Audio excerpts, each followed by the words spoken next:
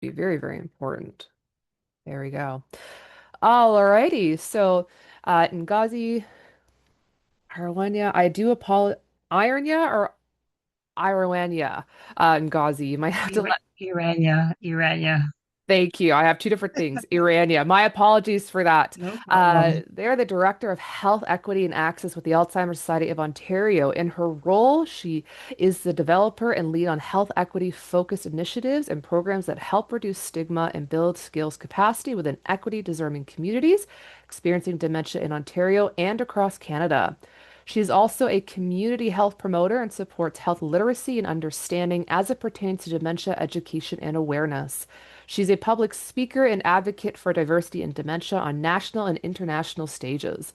She is also a PhD student at York University in Health Policy and Equity Studies, where her research is about experiences of dementia in the Black community using an intersectional lens.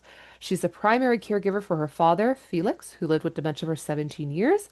He was the inspiration for her work. So, once again, we will have a little bit of time at the end for questions. If you do have a question, please make sure you put it in the chat. We'll do our best to get to as many as possible. Please also make sure your microphones are muted so we don't have any interruptions or background noises during the presentation. So I'm going to stop sharing on my end, and Ngazi, you are free to take it away. Thank you so much. Hi, everyone. Thank you for having me. At the top of this, I will apologize for technical difficulties that I know I'm going to have. I tried to fix it, do this together. Um, let's see here.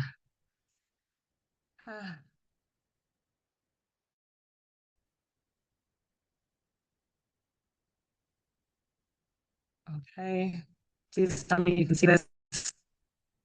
I can see it. You just got to jump into presenter mode. Am I not in presenter mode? Now you are. It was a little bit of a delay. Okay. Yes. Hi, everyone. Yes, my name is Ngozi Iroanyah, Director of Health Equity and Access with the Alzheimer Study of Ontario. And it is my esteemed pleasure to be here to share with you some of my research and findings around health inequities as it pertains to dementia. When we talk about health inequities and health inequalities in the public discourse, more popularly known, we don't necessarily hone in on dementia as a disease or a health condition where we can really apply these things to. So for some people, there's a bit of a disconnect between what health equity is, health inequality, and how it pertains to their work in the dementia space. So I'm going to try to fill some of those gaps for you and illuminate some core pieces that I think are really important when we talk about serving all people living with dementia and their care partners. I have a very conversational style of presenting, so if you have any questions or comments, please put them in the chat, or I'll leave some time for us to discuss afterwards. I welcome any and all comments, thoughts, queries. Nothing is off topic, so let's get into it. So, excuse me, this session will explore the impact of social, cultural, and systemic factors on dementia care. You will learn how to strategize to recognize, you will learn strategies to recognize and address inequalities, ensuring care is equitable, culturally sensitive, and person centered. And so here's the agenda that I put together for what we're going to be talking about in our conversation today. Just pause to read a little bit, but I want to continue on. So first off, I always like to ground the conversation in the difference between health equity and health equality. People often sometimes confuse the two and think that they're the same.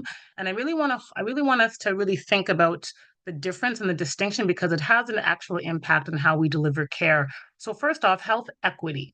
So, equity is the absence of unfair, avoidable, or remedial differences between groups of people and even within groups of people, however they're defined. It's achieved when everyone can attain their full potential for health and well-being. Health equality means sameness. Now, on the surface, this may not be that distinguishable, but just bear with me here.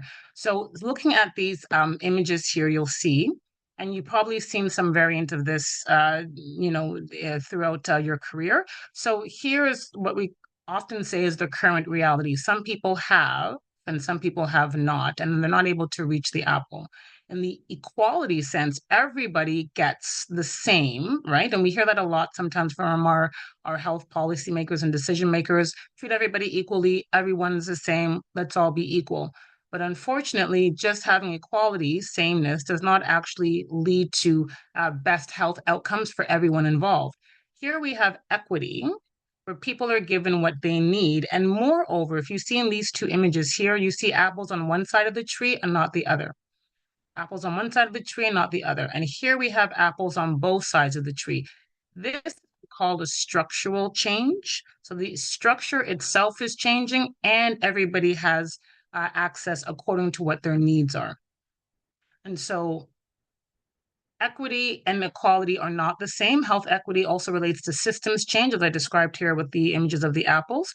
Health equality can relate to health outcomes and health status, but an equal process can still lead to inequitable and unequal health outcomes. So, for example, here it's an equal process. Everybody has the same kind of boxes here, same levels, but still unequal outcomes are reached.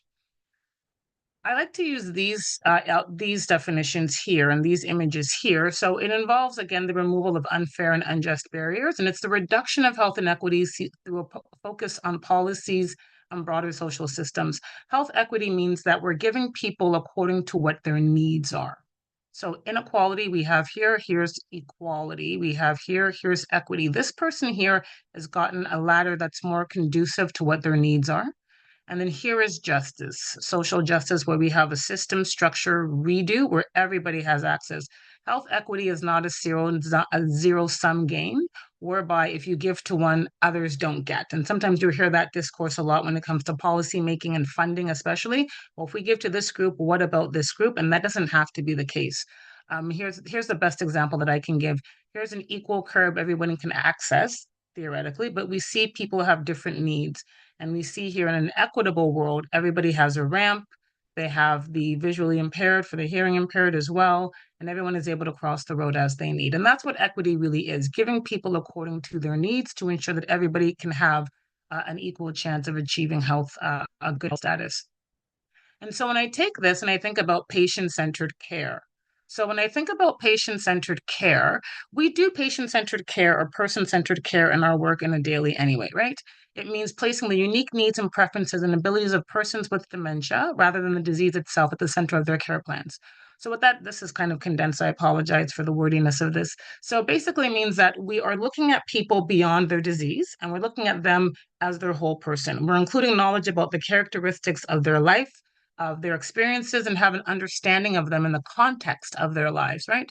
So we're looking at people not just how they present with whatever malady that they have, but looking at them as a whole person, how they got there, how they live, how they're going to live, and how we can enhance that quality of life by including them in their decision making. So what it means is that, previously you would talk to a patient or to a client, and now we're talking with them to understand them better, to create a better healthcare plan with them and not just for them. And this creates a greater sense of autonomy, stronger emotional bonds, and a more supportive environment.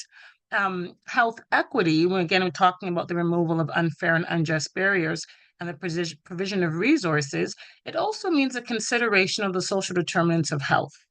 And the social determinants of health we're going to get into a little bit later on, but they really do talk about the ways in which the context and how we live and work and play and how that impacts our bodies and our health status. And incorporating that into when we talk about looking at the whole person, we have to think about things like poverty, forms of discrimination, social status, social inclusion, social exclusion, physical environment, to name a few, that actually have a direct or indirect way of impacting their health status. And so these perspectives help to bridge health between populations and within populations because you're looking at it from a more holistic perspective. And so health equity is not a versus patient-centered care, but it's an and patient-centered care. So when we talk about patient-centered care, person-centered care, we have to include health equity. We have to include the ways in which culture, language, gender, sexual orientation, alongside family history, alongside employment status, they have and continue to shape client patient experiences on the dementia journey. And so, looking at these things in totality can give you insight into risk factors for dementia, access to services, experiences with healthcare providers, caregiving experiences as well, and also can help you think about adherence to medication and treatment plans that would be co developed. And so going back to the social determinants of health, I'm going to talk about the structural and social determinants of health. And these are so very important and so key when we talk about supporting anybody with any condition, especially dementia. Now, the social determinants of health, with there are many lists. They are in fact really the conditions in which we live and work and play and just sort of exist within any society. You can characterize them as the non-biological or non-medical factors that impact your health status. So, for example, income, employment, education, literacy, and I'm going to talk a little bit more in detail about how they impact health status. Now, in Canada, we have 12 to 14 social determinants, depending upon which list you use and from which organization. But these generally are the ones that we talk about. I want to just draw your attention to a couple down here. When we talk about things like gender, we talk about things like culture, we talk about things like race or indigenous status as a social determinant of health.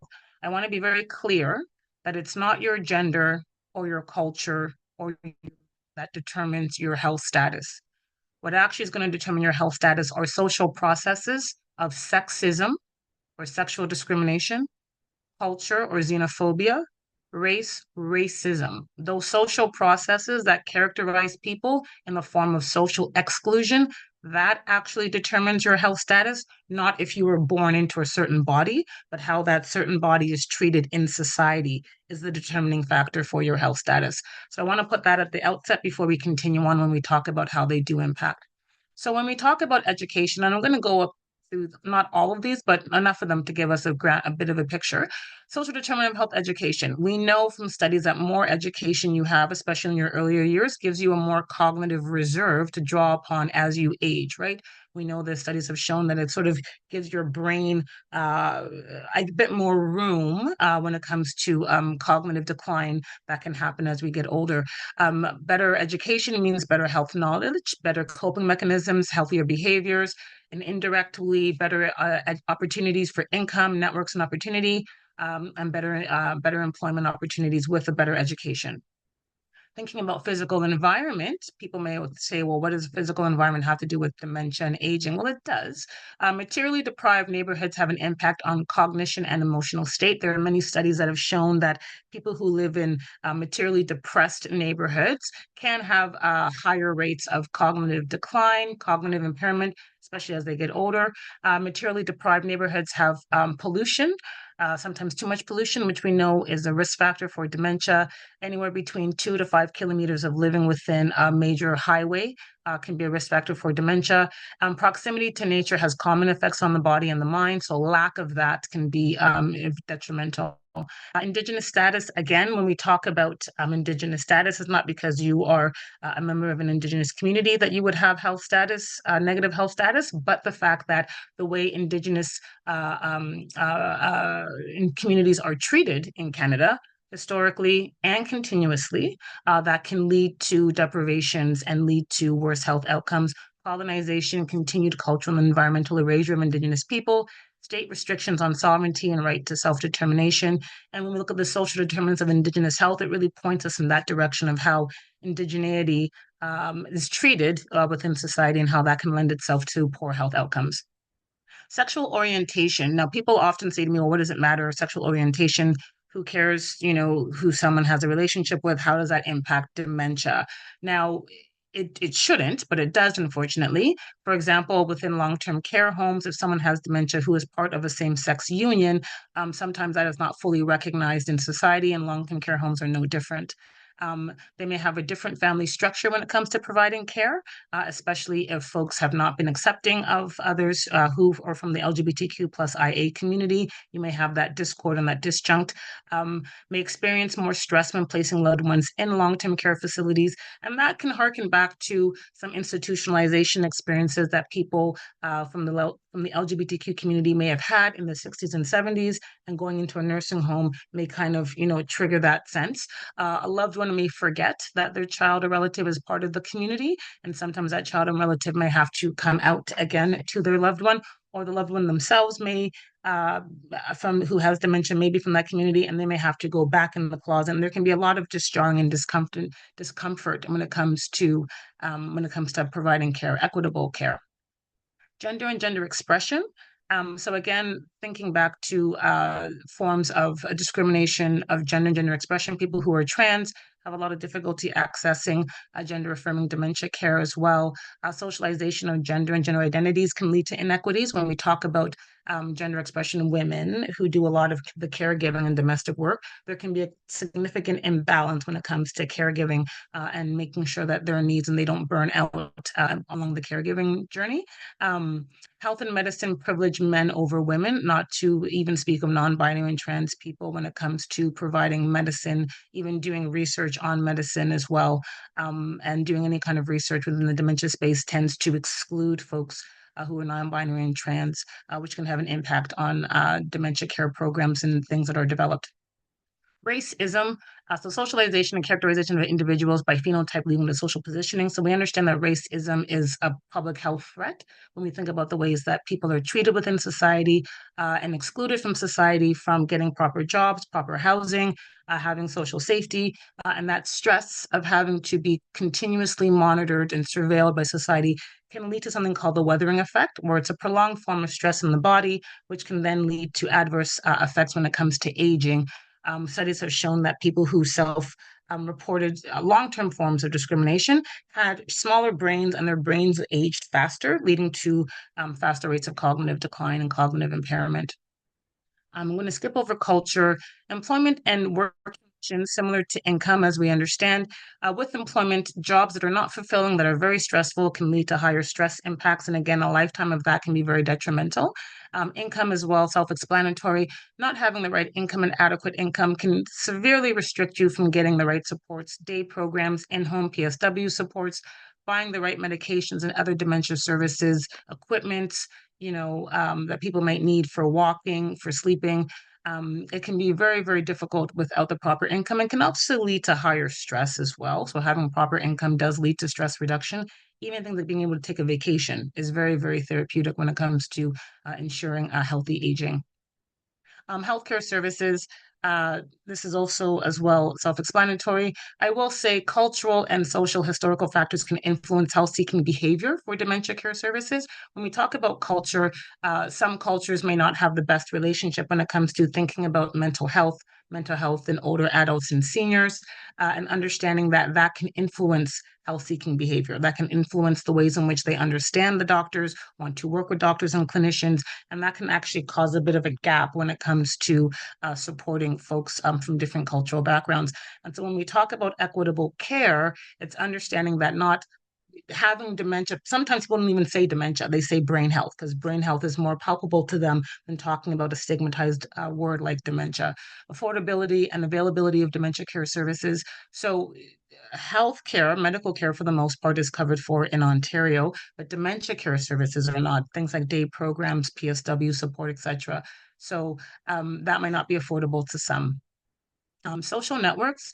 I want to take a second here. So friends and family can influence and support lifestyles and healthy living, positive or negative. If you are from a community or a culture where dementia or getting support for dementia is not favorably looked upon, that can actually negatively impact the ability to get health seeking to get support and thwart health seeking behavior. So it's really important when we think about who is supporting the people that we are supporting when it comes to the dementia care journey, and can their supports actually support you in supporting them. I'm using the word support a lot.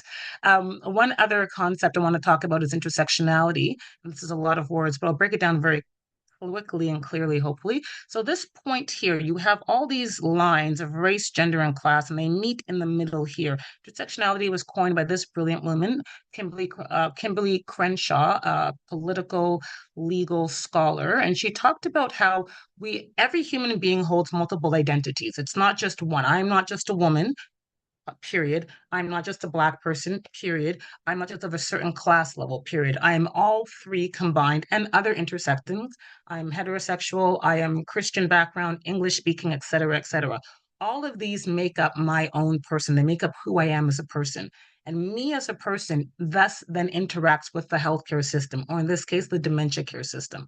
So, for example, when my father had dementia and I would walk into talking with him and the doctors, the way they treated him based as a immigrant man who was of a certain age, who was Black, who had an accent, and who had a certain level of education certainly crafted and cultivated the way in which his interaction was with that healthcare provider and the actual hospital itself.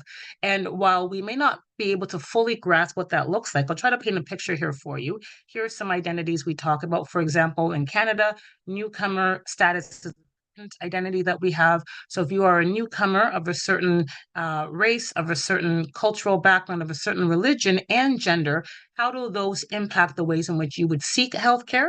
And how does those impact the ways in which you would be provided healthcare? Right. So, some questions that I always ask people when we talk about intersectionality: what assumptions? There was an image here, but I guess it got lost in translation. There's a woman here wearing a traditional dress. So, thinking about what assumptions could be made about this woman, how will they impact her health? These assumptions, right? So, having somebody say, for example, they are South Asian background, they are someone who is in their 70s, maybe doesn't speak good English, or is a cultural attire coming into the healthcare facility, get maybe triaged in the emergency room, having had a crisis at home. What assumptions are made about her? What assumptions are going to be made about her family? How does that impact their health? Are they taken seriously? How is the diagnosis made? How is disclosure of the dementia diagnosis being made? Is it culturally appropriate and relevant? Is it culturally safe? Maybe dementia is not a word that they can actually engage with. Maybe it's another way we want to describe that condition. What are the treatment options being offered to her? Adherence to the medication. Would there be high adherence? Would there not be? And why? And how systems level influences on their journey as well. So this is a way that intersectionality can be seen and discussed and talked about. Oh, here it is. The image. I guess I pressed a button. So looking at this individual here, thinking about what assumptions could be made about her and her family and her background, and how those assumptions may in fact impact the way in which health is dementia care services are laid out for her.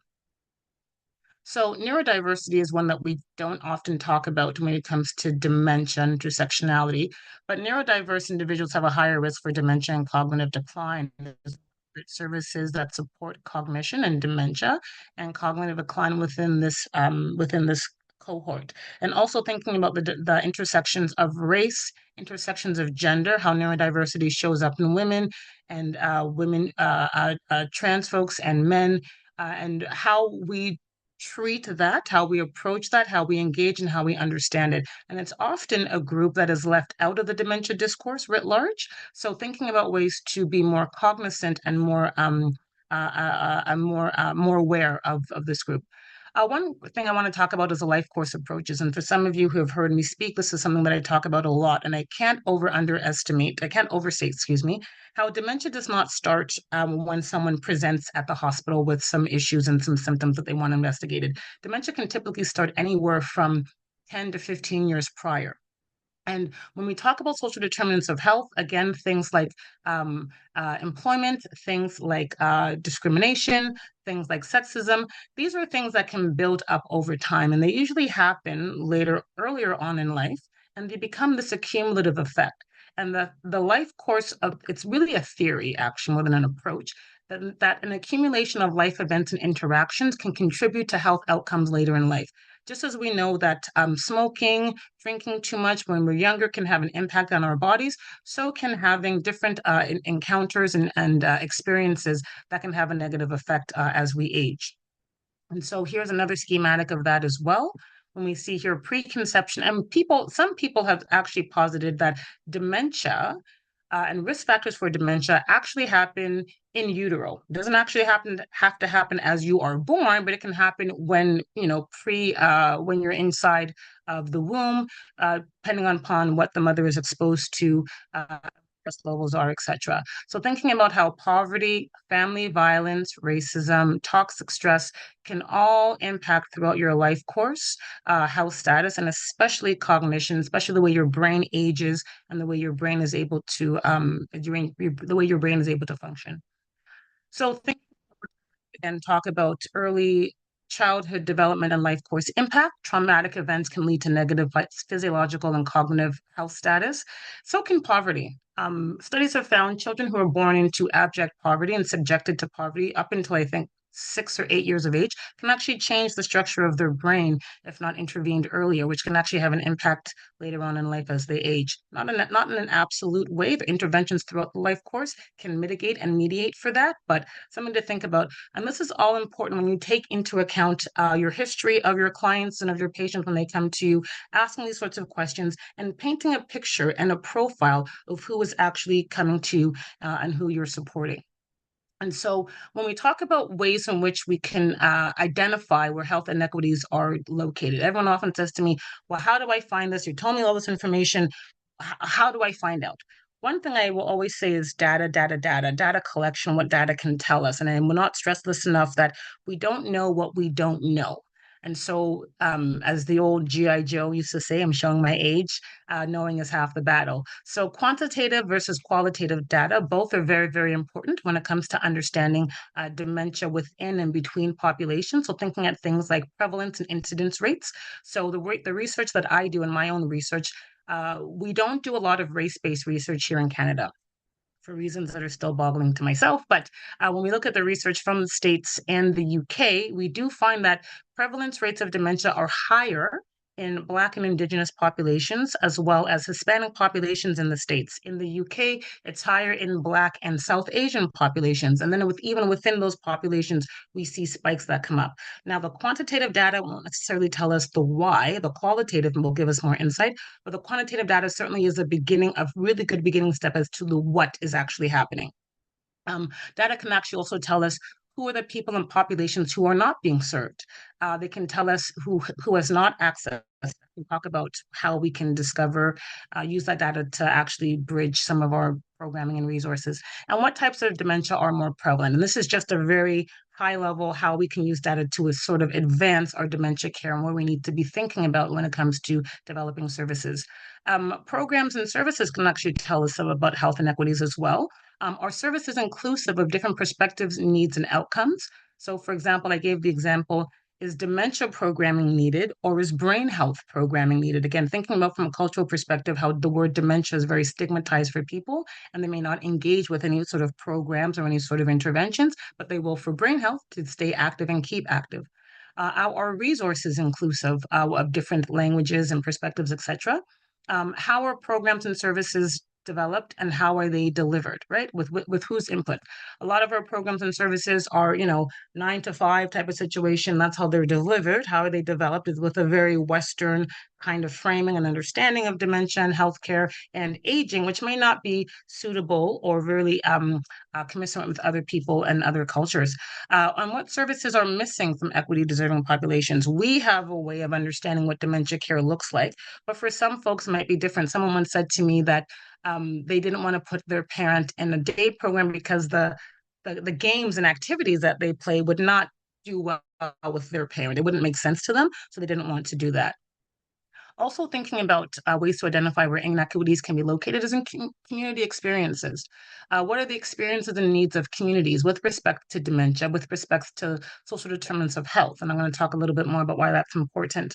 What is missing from what they need? Again, this is all from data. What does community partnership and a strong relationship look like? We talk about community, working with community, and people just think, okay, I can do that. But there's a way to do community relationship building, and there's a way to do community interactions that are actually supportive and mutually beneficial for care providers and for community and community organizations. And then I'm really going to stress in the next segment about organizational capacity and internal capacity. We cannot do dementia care from an equitable perspective if we do not have the capacity within organizations. My father used to say, you can't clean up somebody else's house if your house is still dirty. And so thinking about competency levels around staff around equity, diversity, and inclusion. What supports do you have from stakeholders and your clients? Do you have infrastructure to conduct EDI and health equity work? And what kind of community partnerships are you looking at? Do you have? These are just ways to sort of do a pulse check of your organization and sort of see where you are lagging, where you can strengthen, or where you're doing great and you want to improve upon. And we're going to talk about some of that right now, given the times. So How do we use data, ways to address health inequities in dementia care? How to use data to address these gaps. So, and again, these are very high level things that we can do. Qualitative data, again, can help us understand the why behind some of these disparities and these discrepancies. So, for example, anonymous surveys, focus groups, client interviews. So, asking people, if there's a higher prevalence rates of dementia within a community, going out and doing some interviews and some focus groups, trying to figure out what it is that they're going through. And for what you might find is that there's a strong correlation between access or lack thereof to the social determinants of health, right? These are things that are very, very important. And these are things that very much guide and support people's ability to access things that are going to better their health status. So if they don't have access to proper housing, they don't have access to proper income, they don't have access to a proper healthcare provider, you are going to see a higher risk factor or higher incidence rates for dementia. Research on diverse experiences of dementia. Now, there's a lot of research out there, not so much in Canada, but there's a lot of research out there on diverse experiences from diverse communities around dementia, rural populations, I'm including as well, LGBTQ as well. Not so much in Canada, but we can still glean some maybe transferable, generalizable findings to our populations here in Canada that we can utilize to build out a profile for our client base here as well.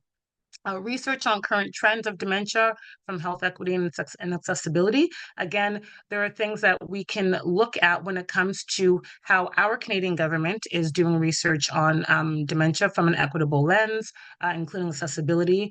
Funding. I always tell people follow the money, follow the funding. That's going to lead you to the research of where things are happening within any particular industry. Using demographic data to determine gaps in client population served. So when I talked before about who are we not serving?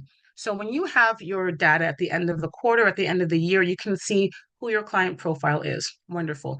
And then I would always say contrast that against who geographical area, right? So whatever city, region you live in, if the Stats Canada says you have this many people in your region of this certain age, look at who is calling in and then compare it to who's in your region. You can see, okay, well, we have this amount of people from this cohort calling in, but we have actually this amount of people generally in our catchment area. So there's a gap there. Maybe it's a knowledge gap. Maybe they don't know. Maybe it's a public awareness campaign. Maybe more boots on the ground, talking to different community-based organizations who service those groups and say, hey, we're here. We offer dementia care and or brain health initiatives. If anyone is interested, we'll be happy to have some conversations and bridge some of those gaps. There's been some research done that dementia care organizations do not have knowledge of community-based organizations.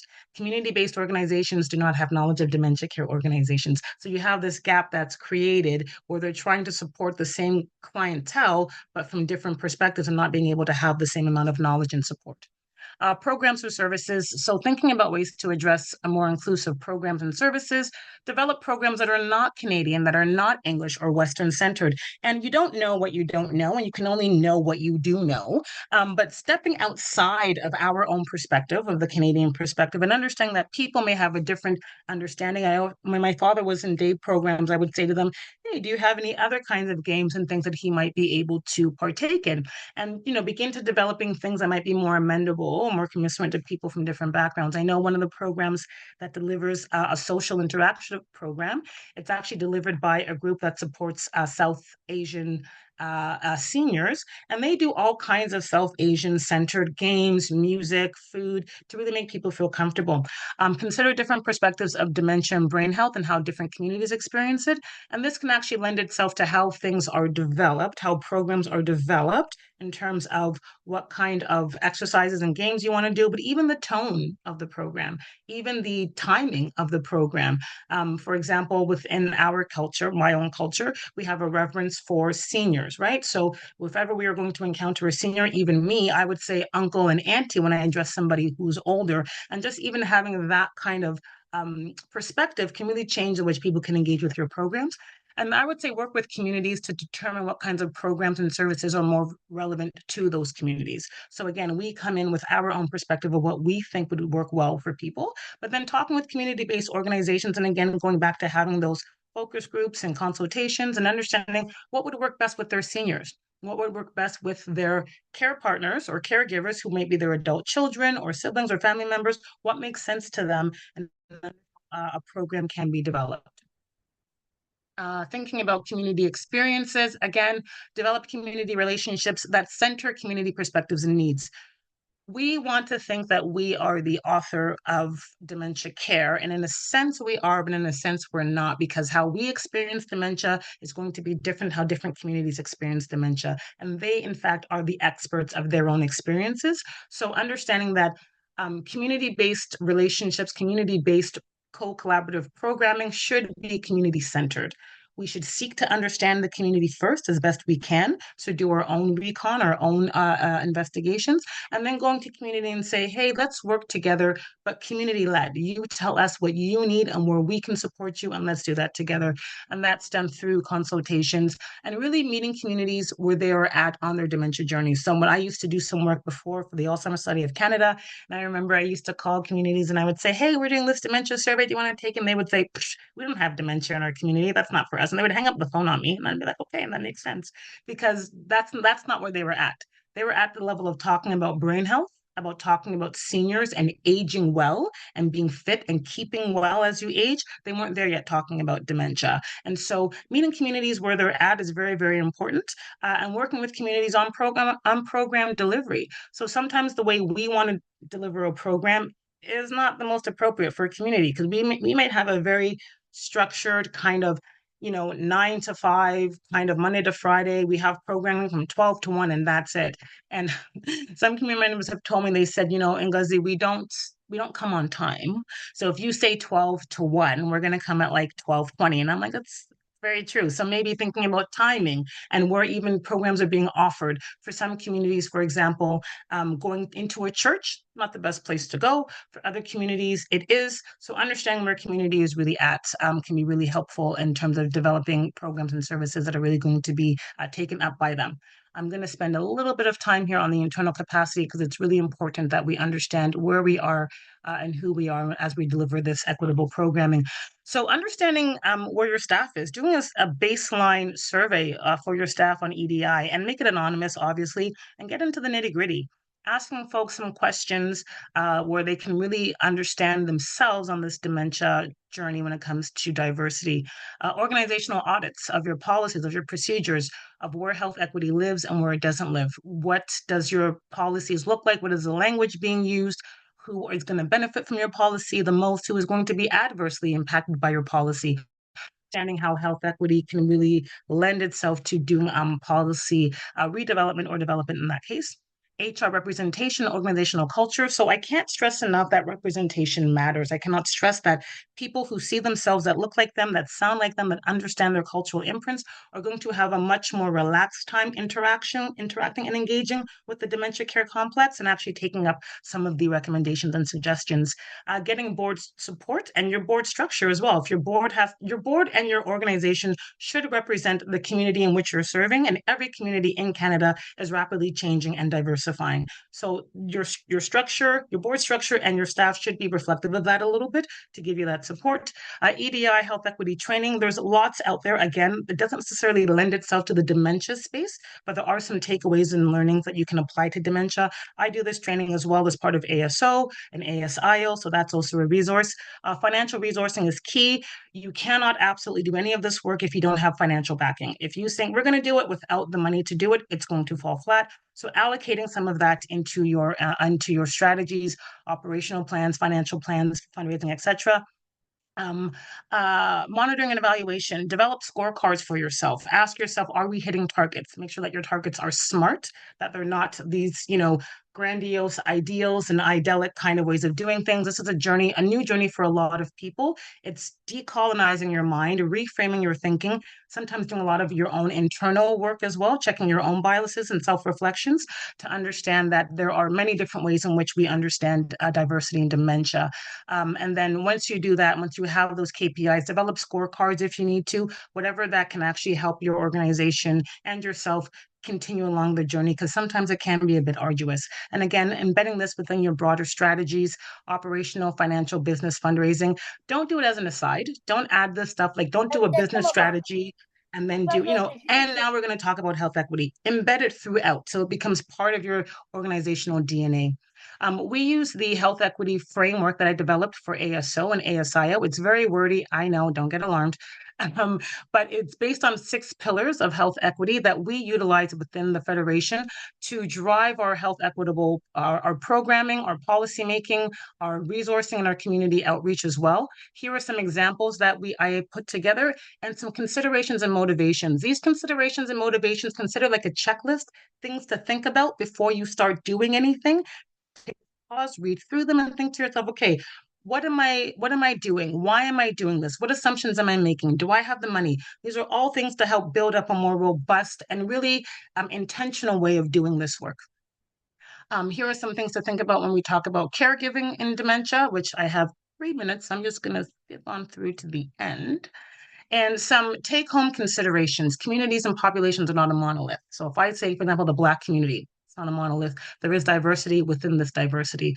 Again, really important self-reflections, taking a second, checking in with yourself, how you feel, what you think, what you've thought before, and how that's going to bring itself to doing this work. Thinking about the historical, social, and political context is very, very important of any community that you go out to engage with. And lived realities of people from diverse communities matter. Their experience is their expertise. And this was quoted by Adam Morrison, one of our staff here, Senior Director of Policy and Advocacy.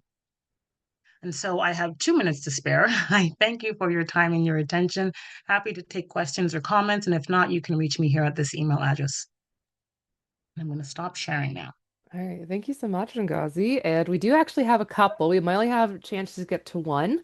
I was just gonna say the same thing. If anybody has questions, they're more than happy to contact you. We can also pass Yes. on the contact information as well. I'll jump to the first one that came in. It says, oh, where it is. So when you mention education, is it because people who have education will be able to ask for help because they recognize their symptoms? This person meets many educated people who have symptoms of dementia and they don't have a congruent diagnosis.